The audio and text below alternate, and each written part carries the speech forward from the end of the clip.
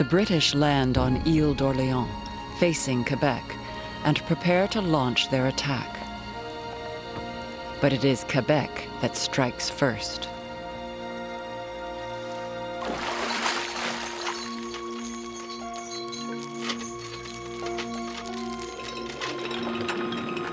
"80 ships and rafts have been chained together and loaded with explosives.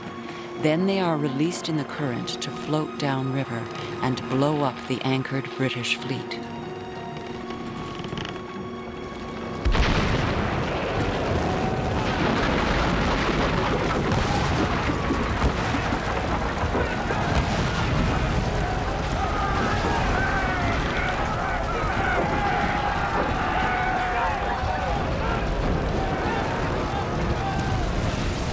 A mile-wide chain of floating volcanoes bears down on the invaders. It becomes the night John Knox will never forget. Nothing could be more formidable than these infernal engines were on their first appearance. They were certainly the grandest fireworks that could possibly be conceived. Awful, yet beautiful. Blaze of floating fires, the bursting of the grenades, the crackling of other combustibles, all which reverberated in the air in the adjacent woods. It afforded a scene, I think, infinitely superior to any adequate description. But the ships have exploded too soon. The British fleet is spared. A citizen watches the fireboats burn uselessly. The project was beautiful, but badly executed. The English who at first were dismayed, cried hurrah, and mocked our operations.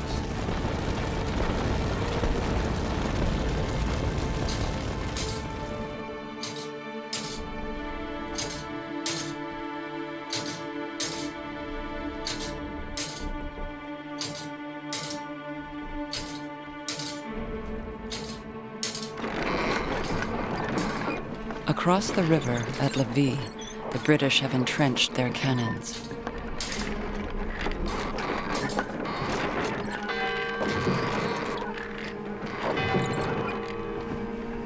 The city is waiting.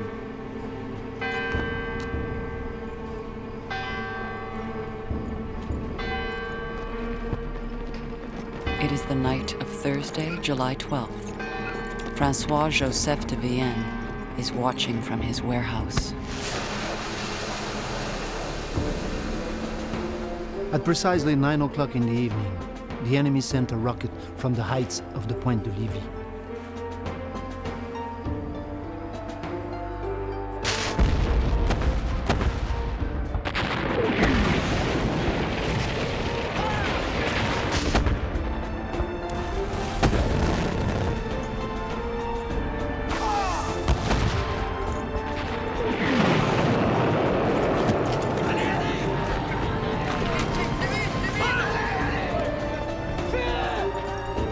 Abbé Jean-Félix Rocher watches from his church, Notre-Dame des Victoires.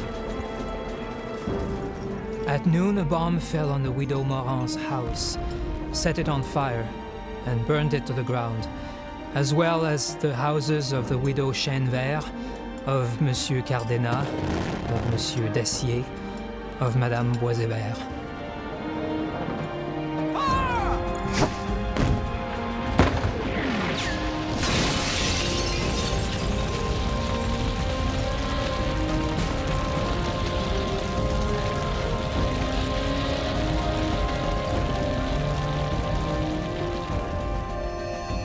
During one night, 50 of the finest houses in the lower town were destroyed.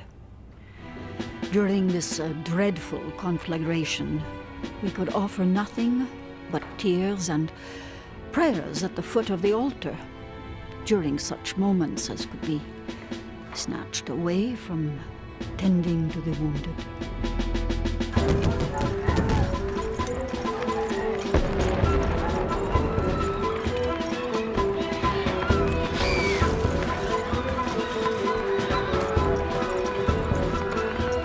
gunfire and bombardment terrorized the whole town. The women and children in great numbers near the citadel were continually in tears, wailing and praying. They huddled together and said the rosary.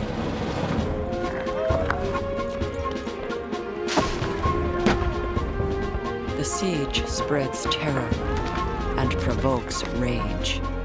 A soldier of the Lassar regiment was killed by a bomb. The English were angry that our men worked on our batteries during the truce. It seems they want to impose their laws on us already. The British are bombarding a nearly deserted city. But for the few civilians left, there's a greater danger than cannonballs. Famine threatened to reduce us to the last extremity. Upwards of 600 persons from our house and vicinity partaking of our small means of subsistence. The enemy, informed of our destitute condition, was satisfied with battering at our walls, hopeless of trying to vanquish us, except through starvation.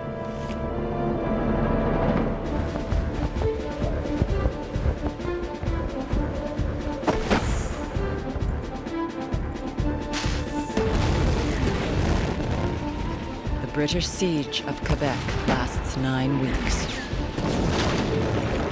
Every morning, every afternoon, every night, the bombs fall. Almost 20,000 cannonballs have crushed the city. And still Quebec will not surrender.